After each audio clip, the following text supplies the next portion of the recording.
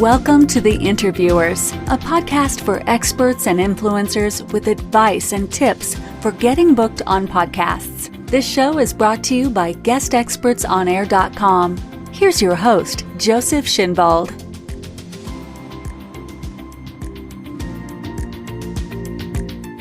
Welcome to today's episode for guest experts who want to chess up their marketing with podcast appearances. Our guest today is Dr. Amy Novotny. Hello, Amy. Hello, Joseph. Thank you for having me on today. I'm very honored to be here with you. It's very nice to have you here because also we talk about a topic which is super relevant. You are an expert and there are experts, our clients, and they go on podcast appearances and we talk about how do you control anxiety before podcast appearances. That is our topic. And so I would like to go a little bit into your bio. Dr. Amy Novotny founded the PABR Institute. It's called PABR Institute with the mission to provide pain, stress, and anxiety relief to those who seek a naturalistic form of treatment when other treatment methods have fallen short. Her unique approach comes from her experience treating in a variety of settings and with a wide range of populations over the past 12 years. Her methods have helped countless people reduce and eliminate pain, stress, anxiety, orthopedic surgery, sleep issues, and the need for medications. Amy, she has a wide variety of interests, including running 40 plus marathons, running 10 ultra marathons, including 2 100-milers. She loves photographing wildlife and landscapes all over the world. That has led to several of her images being chosen as photos of the day, most notably National Geographic, Your Shot World Top Photo of the Day. Amy, very impressive. Amy, I'm going to start with your first question. What exactly is this method? PABR, P-A-B-R, and you have a wonderful website with it.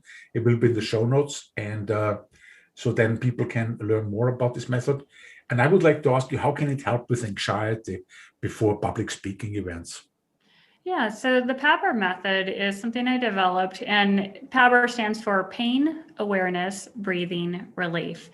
It's a method I use to help people learn how to calm down their fight or flight nervous system that tenses us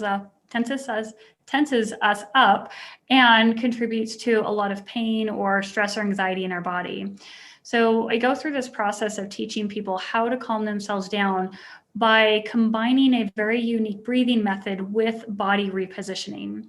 And the reason I do that is we don't often realize that our status, whether we're relaxed and calm or we're kind of ramped up in that fight or flight mode and tense, a lot of that's determined on how we position our body. If you think about how we're taught from very little to stick our chest out, pull our shoulders back, suck up our gut, we're taught to be in this rigid fight or flight posture, which is great if you're fleeing a burning building or you're fleeing someone or you're fighting or you're freezing. It's great for short periods of time, but the problem is we start to do this for very long periods of time, and it becomes problematic because our body's not designed to be in fight or flight state for hours on end, days on end, weeks on end. And we are often doing that to ourselves. And so what happens then is our nervous system starts to habituate to how we put our body in its position. So if we have our chest out, shoulders back, and sucking up our gut, which we often do in public speaking, what happens then is it tells our body that we're in fight or flight mode. So you might sweat. Your breathing can become more shallow and more labored. You start to feel tense all over. Your mind might race and you can't focus. Your attention gets off. Your ability to perform can be limited because that position is supposed to be for a short period of time. And if you have to speak for a long period of time, or if you think and analyze and be quick on your feet, it's hard to do that for a long period of time because our body's not set up to do that, because we are designed to be in a parasympathetic relaxation, which is our bodies in a rest mode and then function at a high level for when we need to. if we're stuck in this fight or flight mode all the time, then when we need to perform, it's much harder because we're not starting from a resting position. And so we can shift that, we can calm ourselves down. We just have to learn those skills again. And how this applies to public speaking is, imagine if you're already chest out, shoulders back and type of person, or some version of that. Sometimes we do a little bit of that and then we add compensations on top of it. But if we do that and we're standing there, now all of a sudden we have to get in front of a crowd and speak, and we're already a little bit worried about that. Now we're going to ramp up even more. Your body has already been told, okay, you're in fight or flight mode. Now you have the emotional and mental component of, I'm going to speak in front of a group of people, and you're going to get ramped up even more. So your breathing is going to be more shallow. You're going to get out of breath quickly, which is going to further tell your brainstem you're in fight or flight mode. So it's going to further tighten everything up. And you just go into this downward spiral, and you start sweating, you start, maybe get tunnel vision. There's all these physical things that can happen, all because our resting state was really in fight or flight mode. It wasn't a true resting state. And then the things that you can do to change that and calm your anxiety, we don't know how to because we're continually still lifting up our chest. But instead, if we allow our chest to drop down and in and our belly to spill out, it's a calming influence on our body. We can calm the stress. We can calm the anxiety. One, it changes the way we breathe. Now we're going to access our diaphragm better. But two, it changes how much pressure we put on that fight or flight nervous system so it doesn't kick in. And so we can start to control it. We can speak differently. We can have those pauses without saying like, or and. We can change because we can calm ourselves. We can end a sentence, allow ourselves to have that pause to breathe, and then we can start anew. And as you start to control your body and you start to control yourself and calm yourself down, you can start to work on other aspects of how you speak. You can change the tone, you can change the pitch, you can change the inflection, the speed. You can work on things because now you're not in fight or flight mode where your brain turns off, but now you can think about what you're going to say and be eloquent with it. You can be funny with it. You can start to experiment and focus on the true art of speaking instead of just being in this fight or flight mode. Let me get it out as fast as possible and being really ramped up. And the beauty of it is your audience will notice a difference. They can tell that you're more comfortable on stage. They can feel it in your energy. They can see it in how you hold yourself. Now, when I say drop your ribs down, let your chest melt in and belly out, it doesn't mean I'm saying slump over. It means I'm telling you, let yourself sit back on your heels, let your rib cage drop into neutral. So now you can access your diaphragm better. And it just changes the whole energy of what you're saying and what you're doing and how you're coming across. So I hope that was helpful. I was totally relaxing at the same time. And I think because I did it physically, right when you said it, I will remember it. Excellent. It makes also beautiful sense because, when we look at our history from evolution, the flight and fight happened there. And even if you look at the wild animals still, they have that situations, but when it's over, and it can be over in a few seconds or a few minutes or 10 minutes, they go back and they're completely relaxed again. Whereas we, absolutely, in our society, in our time now, we are in this position. And we don't even have a reason for it, because the reasons are gone. We have new other challenges in life, but not that we are chased by a lion. But we are when we are like this, then we are, as you said, constantly like this, and it then affects our health and it affects our success, our performance in life. Absolutely. And you think about it, like a lion out in the savannah, they're laying around until they need to act. They don't get fat. They're not heavy. They're not considered weak, but we equate resting and relaxation with a lot of negative connotations when really our body is designed to be in parasympathetic relaxation. And they're we're designed to be that way. So that way, when we need to perform, we can perform optimally, and we can use our muscles. We have the mobility, we have the energy and the focus and attention to perform at a high level, which is very important for a lot of business people out there. If you think about your day, you're on, we get zapped by noon. We can get zapped by the afternoon, and by evening, we're done for. We have no more energy left to interact with our loved ones. And that can be a problem because we haven't taken breaks during the day to come off of that high, to come off of that stress mode, that protection mode, to spend some time calming our nervous system so it doesn't habituate to a stressed out mode. Mm-hmm. I'm sure this is very much related, anxiety and stress, because anxiety comes in the moment, but stress, it stays for a long time. And it's like, you have to de-stress. It's what you do when you relax. It's like metaphorically speaking, if you put stress on anything all the time, it's just definitely sometimes it will be an accident or it will break. But when you relax and you stress and you relax and you stress and you have that rhythm, then it's natural. Stress is not a bad thing. The point is also, when I was on television, I was 50 times interviewed in Buenos Aires. I'm Austrian, but Buenos Aires. Well, I was working for a newspaper. I got the opportunity as a business professor. So 50 times. The first time was terrible, but I was also taught, I should lean forward because when you're on television, you lose some 70%. Well, 30%, you lose 30% of your energy. And I know there is a tendency, you're going back in your chair and you relax because you tell yourself, relax, I'm on television, relax, but you lose energy and people feel it. And when you lean forward, a little bit forward, and you can still have this position you said, relax, but you contain the energy. You have to have a little bit more energy in front of television and in front of podcasts. You have to have a little bit more energy, and you have to kind of generate it.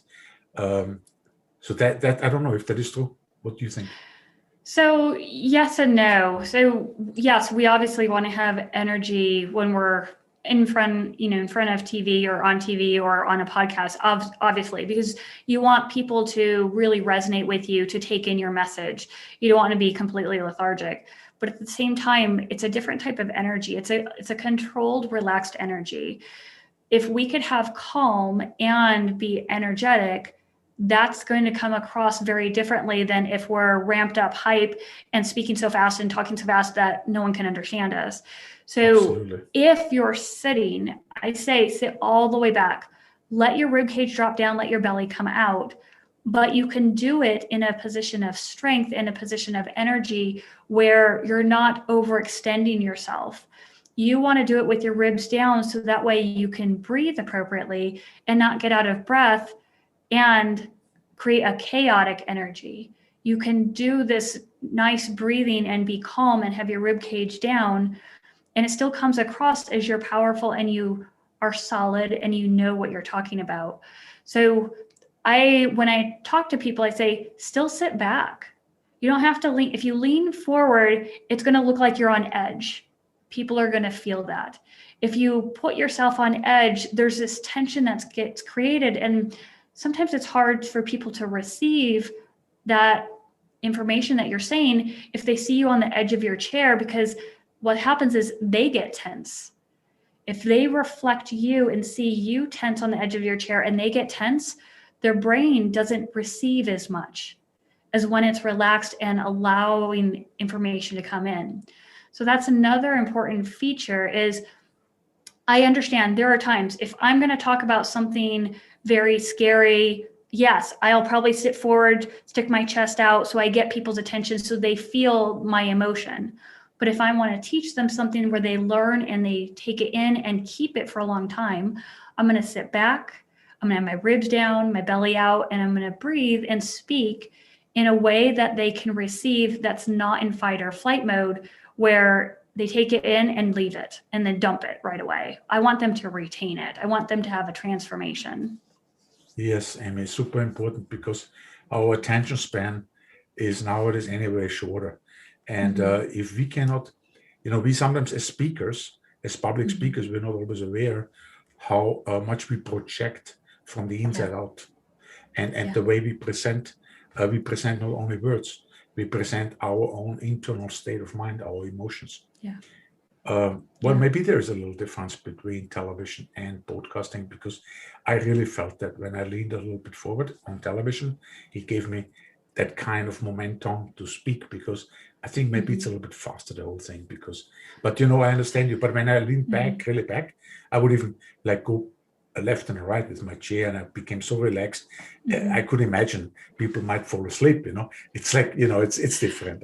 I'm sure it is. But as you said, when you teach, then you want to have the right posture, leaning back a little bit, and then present it so they can learn, the people who learn from it. When you present some scary story, then you're going to also reflect that in your body, in your presentation. Well, and one thing I have to say about that, if you sit back and you let yourself relax and you start to fall asleep, that tells you right there you're sleep deprived. If you can't sit back and just relax and chill without getting really, really sleepy, that's a sign that your body is probably not getting the 8 hours of sleep a night that it needs. It's probably truly in a deprivation mode. And it also suggests that maybe go take a nap or get, your next night, get a lot more sleep.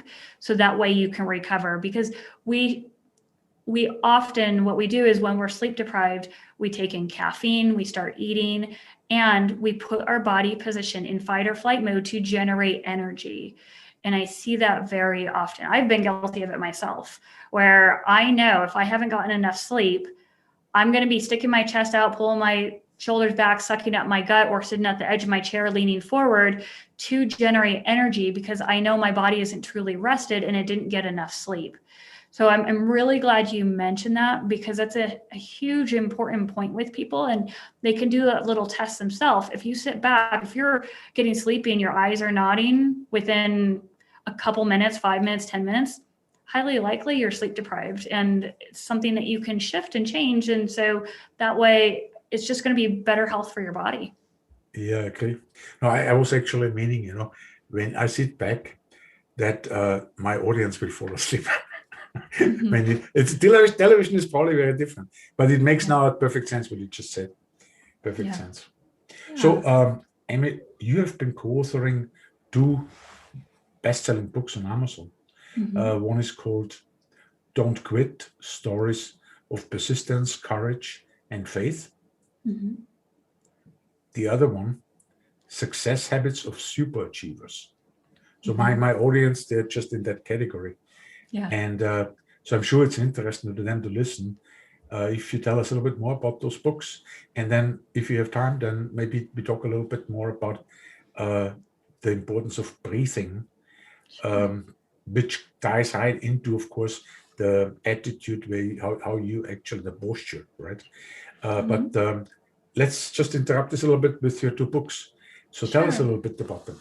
Sure. So both books they have different themes, but my story in there, I go through talking about, one, how I developed this method, the PABR method, and the struggles that I had developing it, because it goes against a lot of knowledge, I would say medical advice. It goes against a lot of, human advice, what we're taught when we're kids. And one story, the Don't Quit book, it talks about how I faced a lot of resistance when I was starting to teach this and develop it. Different physicians and doctors did not want me working with their patients, because the whole idea of using breathing to get rid of pain, changing your body position to get rid of pain, it was very foreign. And so I struggled with it. But then one doctor gave me a chance, and I helped someone get better with some nerve issues months faster than normal healing recovery times. And so it led to me meeting a very well-known person, Robert Kiyosaki, who wrote Rich Dad, Poor Dad, and helping him out. And that changed things. It shifted. And, when I started my own practice, started my own business, it shifted, and it allowed me to now speak across the country, speak in different masterminds, presentations, conferences, and start to share this with people, and people had a transformation. And the Success Habits of Superachievers also goes into that a little bit deeper, and how now it's transformed into helping people with stress, anxiety, people who've had, mental and emotional trauma in years prior, and they're trying to free up their body, and how this can help people, even high-performing athletes who want to run, 50 miles or so, other sports as well.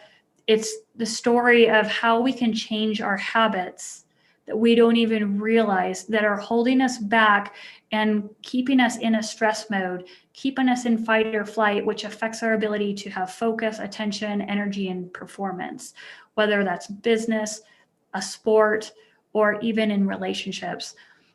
And so both books have different, there's a lot of co-authors. So like Les Brown was in Super Achievers. If you're in the personal development world, Dennis Hardy, there's different people. There's some athletes in there, professional athletes, some retired.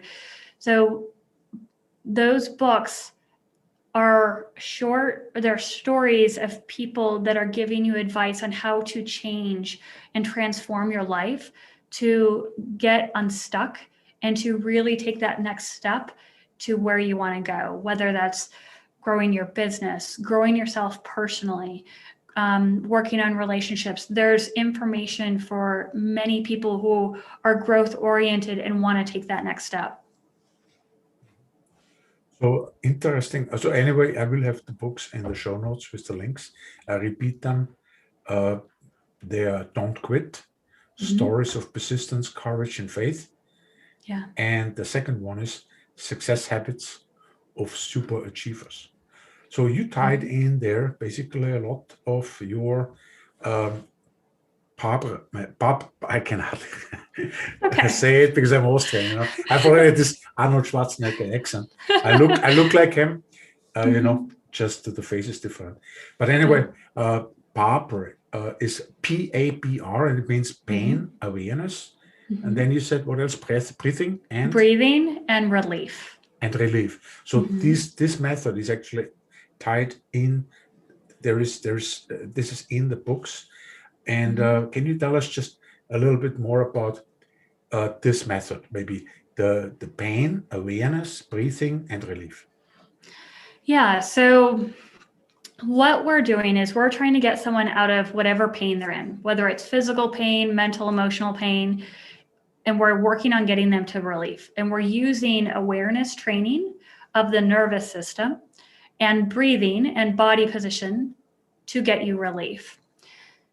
We can go through a tiny little exercise here just to give people an idea of kind of the very beginning steps of it. If you're interested, Joseph, we could take people through that. Definitely. Also, there is the website where this is also in depth explained. And I want to say it later also that there are courses, there is consulting on the website. I will mention the website is actually very easy to remember, and then we do the exercise. So it is actually PABR Institute. I say PABR like shaving but it's PABR Institute, one word, PABRinstitute.com. Yes. And it's in the show notes later on. Now let's do the exercise. Fantastic. Yeah. So we're going to do this seated. So all of you, if you're seated, go ahead and sit all the way back in your chair. Let your low back relax into the chair back. If you have a lumbar support pillow, if you're okay with it, take it away. As long as you don't have extra pain, take it away. Let your tailbone curl under you a little bit. Make sure your feet are flat on the ground, and we want your knees at the height of your hips or higher. If your knees are lower than your hips, it's going to create stress in your back and your body.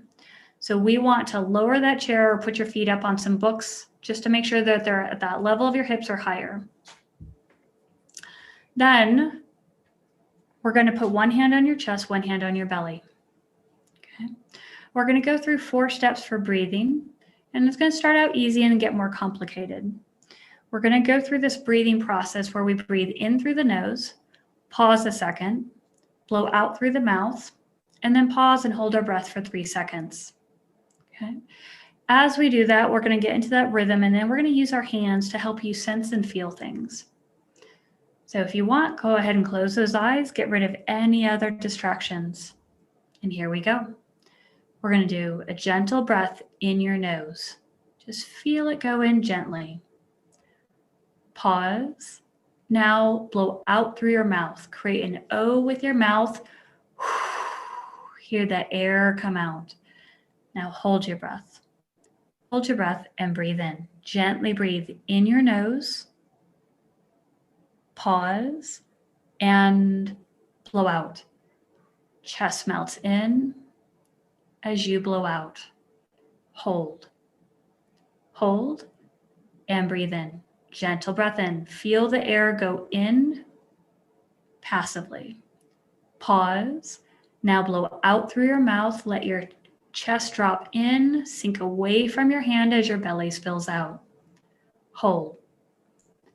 Hold and breathe in. Gently breathe in. Feel the air go in without effort. Pause and blow out. Chest melts in. Good. Ribs are dropping down. Let that belly come out. Hold. Hold and breathe in. Gently breathe in. Feel the air go in without effort. Pause and blow out. Chest melts in. Let the armpits go. That belly comes out. Hold. Hold and breathe in. Feel the air go in without effort. Pause and blow out. Feel the collarbones drop down. Feel your armpits relax as your belly spills out. Hold and breathe in. Gently breathe in your nose to your throat without effort. Pause and blow out. Feel your breastbone melt in as if you're sinking away from your shirt. Your ribs drop down, belly comes out. Hold and breathe in. Gently breathe in your nose to your throat. Pause and blow out. Feel the armpits relax. Ribs are dropping down. Let that belly come out. Hold. Hold and breathe in. Feel the air go in without effort. Pause and blow out. Chest melts in. Feel the armpits relax. Let that belly come out. Hold. Hold and breathe in. Feel the air go in passively and blow out. Chest melts in. Let the armpits go. Belly spills out. Hold. Hold and take a break. So hopefully during that exercise, this is just a snippet introduction into what we can do with the body. And so we were working on just getting that rib cage to drop down as you exhale. How did you feel about that, Joseph? Well, I'm now very relaxed, and I have more feeling in my body, more sensation in my Good. body, more centered in my body. Absolutely. And that's the beginning step to learning how to control your nervous system by using your body position combined with breathing to give you your control back, to give you the ability to speak and control your nerves, the ability to get yourself out of pain, the ability to get yourself to be focused and have attention and energy and perform at higher levels. Yeah, you have a lot of success with people doing this for 12 years.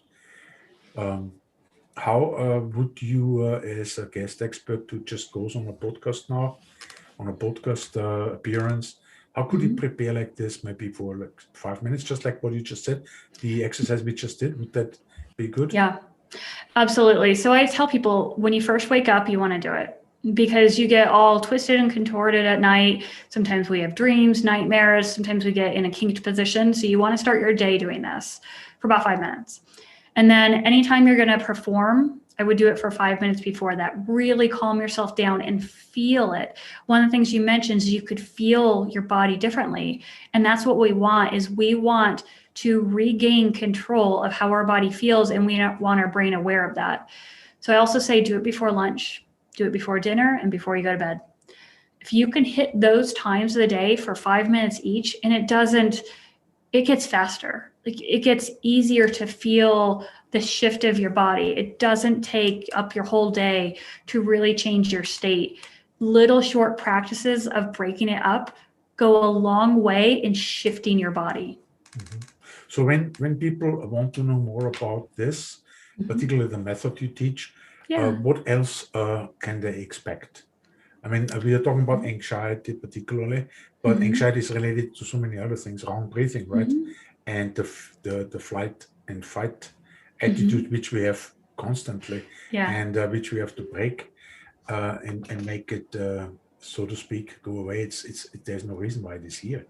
Yeah. And so what else do you offer as your services? So I work with clients internationally on Zoom, and we go through this process of transforming their body. So we start off by educating them on, I look at their body, have them move, do different things. I educate them on the state of their body. Like all these things, you reach, you bend, you move, you squat, all these things that I see where they're caught in fight or flight mode. And then we go through teaching them different positions and how to modify their breathing with that. And then they eventually start to learn how to move their arms differently, their legs differently, squat differently, reach differently, walk differently. All these things that make up them and put them in this fight or flight state, we have to revamp that, rewire them.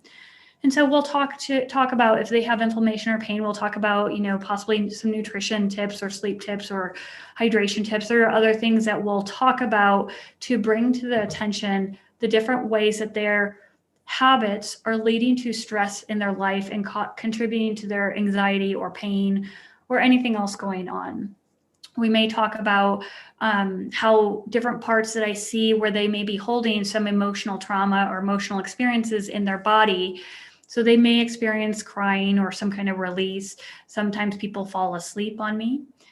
Even through virtual methods, they'll fall asleep. And so it's just their body was so deprived and didn't know how to calm down. And once they learn how to do that, their body just wants to let go. And so I'll depending on a person's needs, it's customized for them. And there's also, I do a guided breathing twice a week. I have a Facebook group that people can join. It's private because I don't want people spamming it, but they can join that. It's a PABR Method wellness group. And I help people in many ways. I have YouTube content where I say, if you're not sure what you need, send me an email, amy@pabrinstitute.com. Send me an email. Tell me, what is it you're looking for? What problems that you're having? I offer free 15-minute consults for people. They can just mention how they heard me on your show. And from there, we can determine, do they just need a free video? Do they want to be added to my email list where they'll get, information and tips every week? Or do they want one-on-one coaching and coming with that, the one-on-one coaching, they get a video of whatever we do. So it makes it easier for them to truly learn because I want them to learn. So if we go over 5 different things and I'm coaching them and guiding them, just like I was with you just a minute ago with the breathing, they'll get a video of that because it's specific to their body. And so they can practice it over and over again. So that's the beauty of it, is I want this information out there. I want to give them all the tools needed to be able to shift and transform their body. And if I can do that by giving them a video of what we just did and they can learn it, by all means, I'm happy to do that. Yeah, I'm just now from your website on the Facebook fan page. I don't see the group. So if you can send me just a message then in Facebook, just the URL of the group. So I'll put it in the show notes. So you do it also basically do workshops as I see, and you do also corporate trainings. Well, that's fascinating. How much does awareness play a role in this? Because it's part of the word, the one I cannot spell, the PABR word, the awareness. How much is, because we talked about other things, but awareness, we have touched it a little bit. Yeah. How much is? Yeah, it's actually huge. So we don't always feel what's going on in our body. If I ask you, can you tell where your shoulders are? Some people say, yeah, they're way up by my ears. And I say, okay, can you relax them? And a lot of people say, I can't relax them. I'll try to pull them down and back. That's not really relaxing them. That's using your back muscles to yank your shoulders back. We have lost the awareness of how to sense our muscles, whether they're in a contracted, tight state or whether they're in a relaxed, released state. So part of the training that we go through is where is your body in space? Where is your rib cage? We have to train you on how to be aware of your rib cage, training you how to be aware of, is your gut sucked up and in, or is it truly relaxed out?